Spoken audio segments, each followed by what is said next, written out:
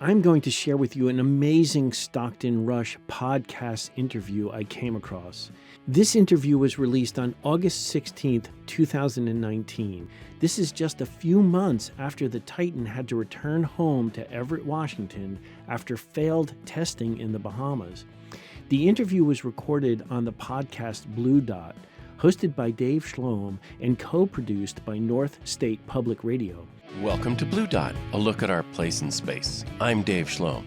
The show is named after Carl Sagan's classic description of Earth as a blue dot. Stockton Rush's biography is pretty amazing. He seems like someone right out of an adventure novel. I've been a guest of Dave's on the Blue Dot podcast in the past, so around the 2-year anniversary of the Titan implosion, I reached out to Dave and asked him if he ever considered doing a show about the tragedy. This is when Dave told me he had interviewed Stockton in the past. Stress or force that you really have to worry about is the pressure of the ocean, and you know exactly what that is, and it's always the same. I had no idea about that interview, and in all of my research about OceanGate, Stockton, and Titan, I had never come across anyone else referring to this Blue Dot show interview. We actually use acoustics, so you can actually hear the hull. Dave sent me the link, and I listened to the show. It was amazing because Dave was doing a great interview of Stockton with absolutely no idea that the first Titan had just failed miserably in the Bahamas. But Stockton was acting like everything was just fine. And this is going to happen, I hope, next year, right? Yes. This has to be one of the earliest interviews where Stockton, in his own words, states the outright lie that the reason for canceling the 2019 Titanic expedition was about his support ship being pulled. And then, as you've probably heard, we had the ship got canceled. In the description, I will put the link to the full Blue Dot show from 2019. I will also put the link to the show I just did with Dave, analyzing that 2019 show with Stockton. I highly recommend that you follow Dave on Blue Dot. Once a week, Dave hits a wide variety of topics with interesting guests, mostly focused on science. In this video, I will pull the highlights of the questions and answers from the 2019 Stockton interview and comment based on what we know now. It's amazing to hear it. Keep in mind that when Dave was asking questions and accepting Stockton's answers, Dave did not have the advantage of what we know now from the Coast Guard hearings. The Blue Dot Show is an audio-only podcast. To help tell the story about the significance of this amazing interview, I have added graphics, images, and other video clips. Our guest is Stockton Rush. Rush is also fascinated by the Titanic, and his goal is to provide the first safe commercial trips to view and study the Titanic at the bottom of the North Atlantic in high-tech submersibles that he has designed. So immediately, we need to add some historical perspective. OceanGate was not started with the intention of diving to the Titanic. OceanGate's co-founder, Guillermo, says it best in the hearings. And I never went on any of the expeditions. But the reason I didn't go is because neither Stockton nor I were ever driven by tourism. We were never motivated by going somewhere that people had already been before. The reason we got into this was because we both wanted to explore. We wanted to not only explore ourselves, but create the technologies that would allow other explorers to explore the ocean. So going to see a shipwreck that had already been well documented and that a bunch of people had already gone to, that didn't excite me. It didn't excite Stockton. OceanGate had planned its first dive to the Titanic in the summer of 2019, but a last-minute problem with the support vessel forced the expedition to do the right thing and postpone until 2020. Rush and OceanGate planned to scientifically explore the Titanic on a yearly basis, while also ferrying paying passengers to the deep-sea site. Rush joined us from OceanGate's headquarters in Everett, Washington, to talk about not only the Titanic expedition, but also his dream of exploring the ocean depths. Stockton, welcome to Blue Dot. Tell us a little bit about your vision for OceanGate. What is it? Well, I grew up wanting to be a space explorer. I got an aerospace engineering degree and wanted to be the first person on Mars. and realized that really what I wanted more than exploring space was exploring and finding, new life forms and new discoveries. Really, all the amazing things to be discovered in the solar system are probably in our own ocean. So that was the genesis of OceanGate, was this desire to explore and finding that there's almost no way to explore the deep ocean. I saw somewhere that you knew one of my hero astronauts, the late Pete Conrad. Yes, he was a childhood friend of my father's, and in later life, a good friend of mine. Did he give you any good advice? He did. I actually met with him when I was 16, and I said, I want to be an astronaut. And he said, well, I would recommend you get your pilot's license, because at that point, it was only pilots that were astronauts.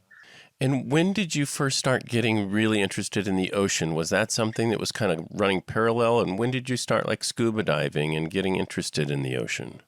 Yeah, I was rated as a scuba diver when I was 14. I decided in 2003 that being in Seattle, I should take a dry suit class and do some diving up here, because I'd heard it was so amazing. I didn't like all the gear, the dry suit and the weights and the BCs and the freezing cold water. And I thought there must be a better way to explore. And that sent me down the path of trying to rent a submarine and finding out that wasn't possible. And next thing you know, I owned a submarine, and next thing you know, I was in the submarine business. Explain that to us a little bit, because I don't think most people understand that, when you get your pilot's license, you can go out and get a Cessna or whatever, and you can go fly. But if you're interested in exploring the ocean, you can't just go out and get a submarine, really, can you? No, and a lot of people think that you can. There are almost no privately owned submarines out there. There's roughly a little over 100 submarines, and most of those are inactive or on some wealthy man's yacht somewhere. So very unusual to be able to rent a sub. That didn't make any sense to me, with 3/4 of the planet and 98+% of the livable volume of this planet being underwater, that you couldn't go personally and do it. That answer by Stockton is based on his original business model from 2009 with Guillermo. Yes, there was the noble goal of allowing more access to the ocean, but they are both businessmen.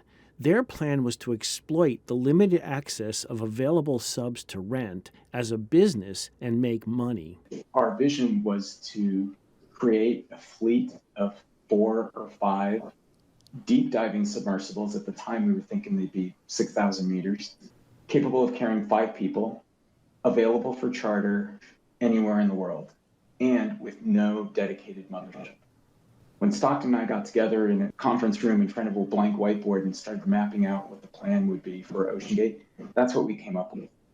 In the April 10th, 2017 Explorers Club talk, while the pieces of the first Titan were being fabricated, he has this weird statement of mixed goals. He starts off by saying he wanted to explore, then shifts to talking about all the money being spent in the underserved market. This is the talk where he reveals the shift to the Titanic. At the end of the video, YouTuber Jeff Ostroff comments on my Titan book, so watch to the end to find out more about that. I wanted to explore, and yet I didn't understand why weren't there more vehicles down there? Why, when you have $600 billion per year of capital expenditures on ocean stuff, everything from oil platforms to pipelines to windmills to fiber optic cables, and tens of millions of billions of dollars on robots, why were there only 4 submersibles that could go to the average depth of the ocean? So it didn't make a lot of sense in a growing market why one of the resources wasn't growing. So what was your first exploration into submarines? Tell us about your first sub. When I decided to go try to rent a sub, a gentleman in London was a good salesman and found out I had built my own airplane and suggested that there was an unfinished submarine in Santa Rosa, California, that he was brokering. I went down and unfortunately offered the man 1/3 his asking price, and he said yes.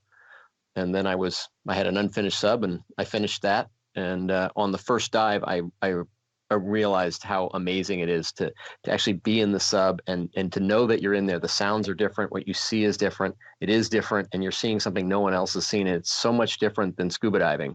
I'm not excited about going out on the ocean in the swells and getting seasick and, dealing with storms and things like that. When you're under the sea, it actually seems like that would be a safer, more peaceful place. Can you explain to us like what the experience is like being in a submarine? First of all, when you get in the submarine, most of the people who go with us say they're claustrophobic. Or partly claustrophobic, and in fact, everyone is. It's sort of like being scared of heights, but that doesn't mean you can't climb a ladder. Our typical submarine is on a giant barge, basically, and we sink the barge, and then you fly off it. And as soon as you get under the waves, all the rolling motion of the waves goes away. For those people who scuba dive, because you're not worried about how much air you have or where your buddy is or whether something's going to bite you, and you can talk to the people around you. And in fact, we have lots of cameras and iPads that you can get data on what you're looking at. It makes for a very a unique collaborative experience to see essentially a foreign alien world. Explain to us, I think, as a lot of people think, oh, it's dangerous to go in a submarine, but it really isn't, is it? It's a pretty safe thing to do. It is statistically the safest vehicle on planet Earth. In the last 35 years, there has not even been a major injury on a commercial private sub. And so, if you have to separate military subs from research or private subs, there have been over 15 million people go on these subs. A lot of those on Atlantis-style submersible experiences, but it's a very safe activity. There's a lot to unpack from this answer. This is a spiel Stockton had been giving for years. In the Explorers Club lecture, which is over 2 years before this Blue Dot interview, he has a slide about it. One is that subs are dangerous. And the issue here is you have to separate research and commercial submersibles from military submersibles, which carry munitions and go to dangerous places. Research submersibles don't go in areas where the bottom of the area they're operating in is greater than the crush depth of the submersible, which is what really kills you. So that's one of the big differences. And in the last 35 years, there hasn't been a serious injury, and there have been over 15 million people go in them. Now, most of those are in tourist submersibles, but they're statistically the safest vehicles on the planet. What is on his own slide, but is ignored by Stockton, is that this information is about classed research or tourist submersibles. No major injuries in 35 years in classed manned subs with over 15 million passengers. Also note that this talk is being given about 1 year after Tony Nissen was hired, and the talks with Tony are already leaning towards not trying to class the Titan. In fact, the most dangerous thing that people do on our expeditions is that it's the boat trip out. And so injuries on the boat or the transfer to the sub are really where we worry the most. Once the hatch is closed, I know you're coming back. And then we carry 3 to 4 days of life support. So if you have a case where you can't get to the surface, it doesn't collapse on itself like in the movies. You'd be on the bottom, and then we have rescue opportunities, but that's almost never been needed. Rescue opportunities sounds comforting, but really, Stockton's experience thus far has been with 2 shallow diving subs, Antipodes rated to 300 meters and Cyclops 1 rated to 500 meters, diving in coastal waters. With the Titanic, a rescue would need to be done at 3,800 meters and 380 nautical miles off the coast. It may be possible at that depth, but extremely difficult and would require advanced notification to the companies with that capability. So it sounds great, but there's no published documentation that Stockton had worried about that capability for the dives in the Bahamas, and he took 3 people down to 3,760 meters on April 17th, 2019. Regarding this subject, allow me to interject something from the future. Although the OceanGate Health, Safety, and Environmental Manual identifies the risk of getting stuck on the bottom, the MBI report confirmed that in 2023, OceanGate did not notify deep diving ROV assets about the expedition. And we're back, and thanks for listening. Let's return now to our conversation with deep sea explorer and entrepreneur Stockton Rush. I saw a quote by you that I found intriguing because I know you've been very involved in the aircraft industry and aviation and aerospace, but you said something, and I'd like you to explain it to me. You said that building subs is a lot easier than building airplanes, but it's so unique, nobody knows really how to do it. Yeah, I probably said that. It has different challenges. If you think about airplanes or cars, you have all kinds of different situations you have to deal with. You have standard vibration, like going over a pothole. You have high frequency vibration from engines. In airplanes, you have bird strikes, rain, snow, big thermal differences. And so you have a lot of external parameters that you have to design for, and you have to be really light or you don't fly very well. In a submarine, you actually, in our cases, we have to add lead to them. So they need to be really heavy. And the one, stress or force that you really have to worry about is the pressure of the ocean. And you know exactly what that is. And it's always the same. The temperature variations are less, and it moves really slowly. So while it presents a number of engineering challenges, they're not nearly as complicated as what you have to deal with an airplane. And you've got engines and ailerons and flaps and all kinds of electronics. It ends up being a different problem, but I think a much more much easier to solve. But there's been so little funding to go into submarines that these challenges just haven't widely been solved. Well, let's talk about your latest submarine. It's called the Titan, right? Yes. And tell us about the materials you used to build that, because this is made out of carbon fiber. That's a real game changer, isn't it? Yes, it is. It's the carbon fiber is 3 times better on a strength to buoyancy basis than titanium.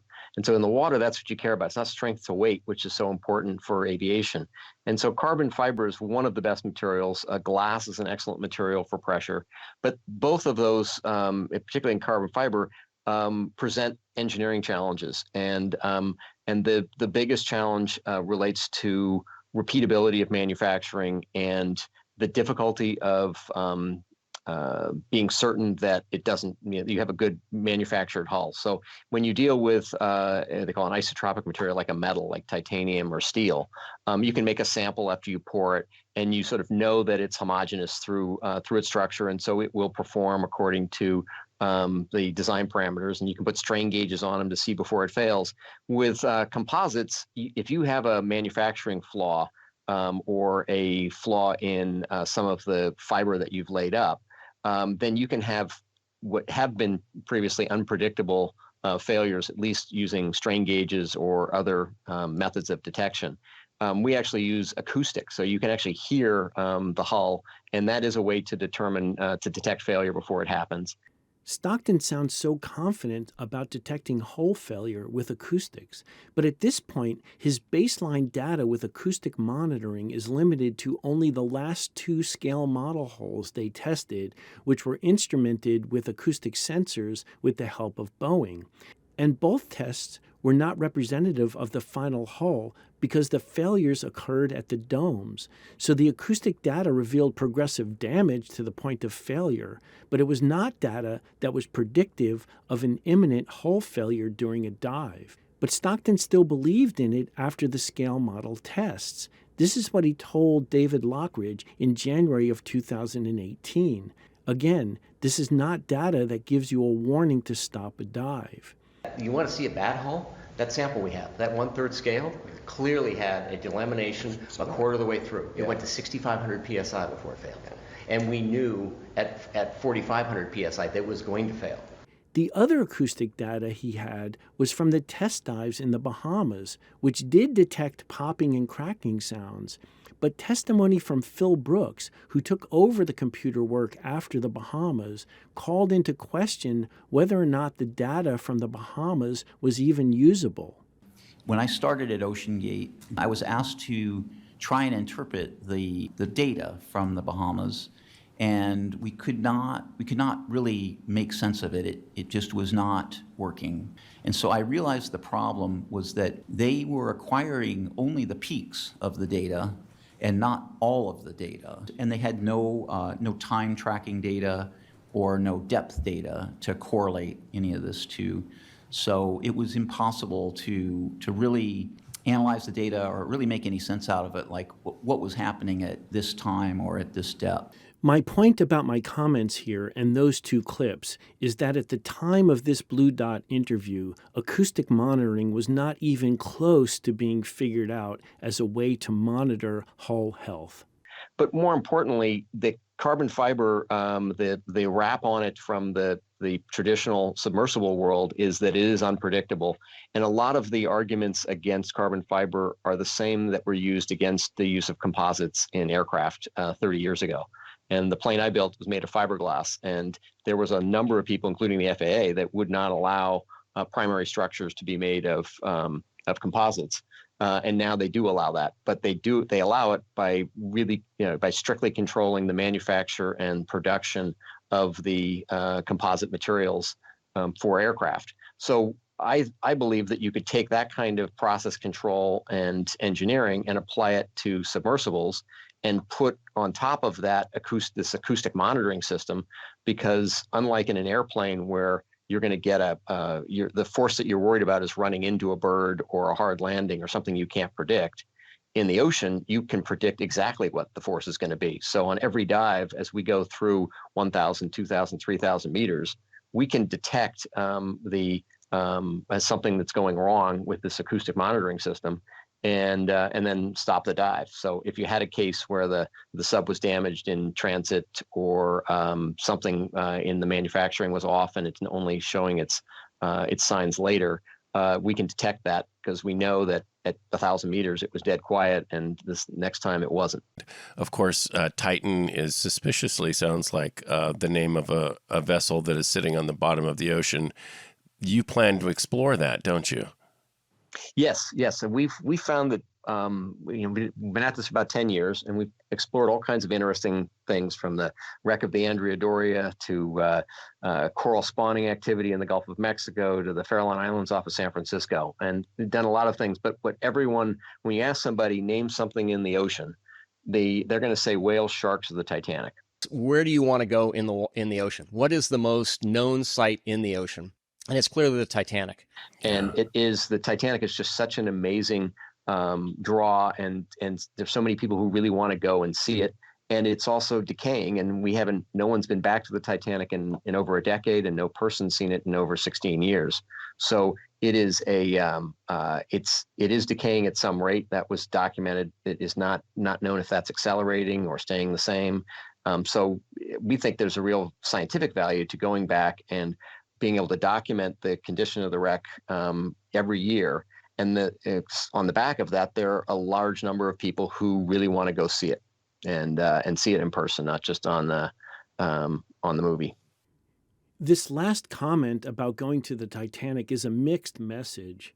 This statement is really about the business model for OceanGate.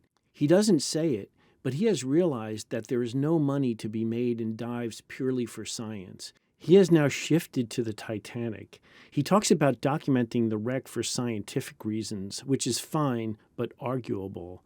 But the Explorers Club lecture in 2017 reveals that it is all about adventure tourism now. How can you operate and create a business? Because if a technology doesn't have a commercial or military application, it doesn't tend to get adopted. And so what were the opportunities here?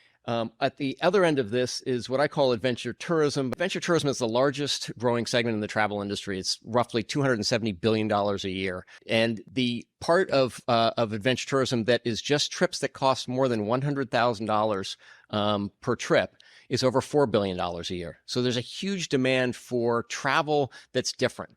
Yeah, it's like space tourism. A lot of people want to go, see what it's like and feel what it's like to be in orbit, or at least, have a few moments of weightlessness and be up above the atmosphere. I would imagine it's the same draw to go visit the Titanic, isn't it? It is. Over roughly half our mission specialist clients who are coming are also clients of Virgin Galactic. So there is a huge overlap in that that type of personality that really wants to do something that's unique and adventurous, and sort of, bucket list, one of the kind activity. And what we really try to match with that is the exploration and the documentation component of it. So in contrast to a space adventure where it's typically you're going up and you have your great view and a few moments of weightlessness, what we want to do is have our clients participate in the documentation of the Titanic, and then also want to join us for dives on hydrothermal vents or the Bismarck or other ocean wrecks, and allow us to conduct extensive nautical archaeology and assessment of wrecks and biological habitats. So we're really trying to build a team of explorer adventurers and be able to have them join us on multiple expeditions. And I took that and looked at some of the things like Earthwatch and other opportunities where people want to do something meaningful. They want to participate in the travel experience. They want to do something not just that's different, but that adds value, that they are a contributor for. And how have you gone about making sure that, like the initial testing of Titan to get it, how deep can it go? It's designed to go to 4,000 meters, so just slightly more than the Titanic. Wow. I'm not sure if Stockton got caught off guard there with a question asking for a specific number, but his answer, saying 4,000 meters, just slightly more than the Titanic, is laughable.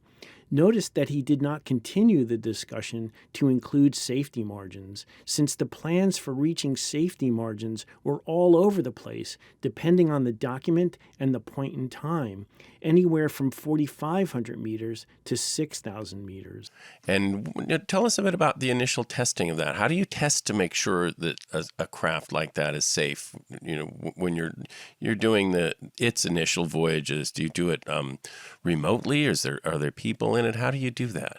The first time we dropped it down on a piece of monofilament fishing line, effectively, down to we had 5 kilometers of line. We ran it down to 4,000 meters with no one on board. And then the second dive I did alone.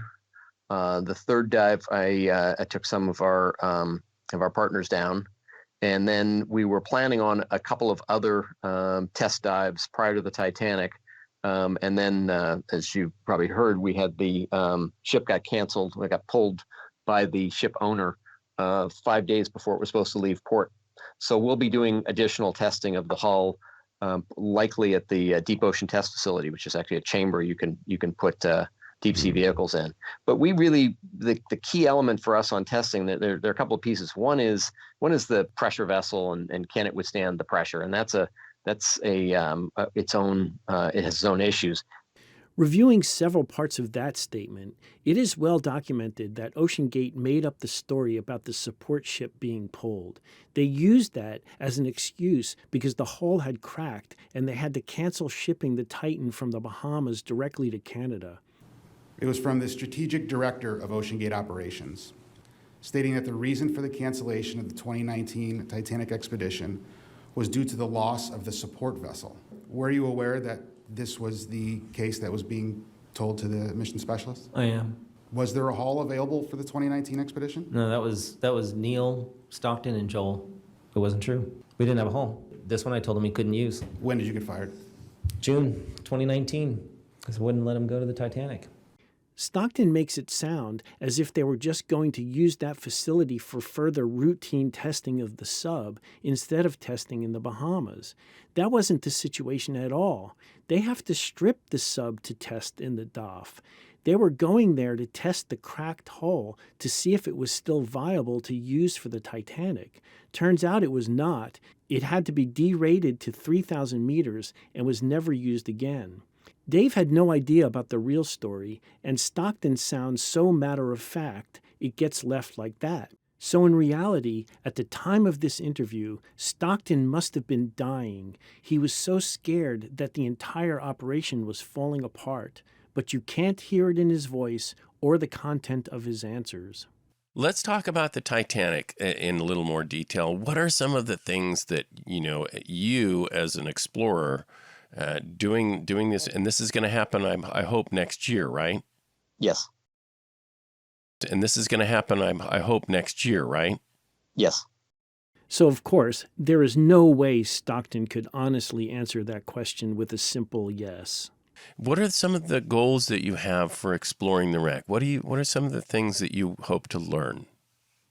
Well, the first is to get more data on the decay of the wreck. How is it being? It's being eaten by rusticles, which are bacteria that eats iron effectively, and that's been researched a bit. But being able to have research that with our laser scanner that we have on the sub, we can detect millimeter differences in the exterior. So year to year, we can see how much is being converted from steel into waste product of this bacteria.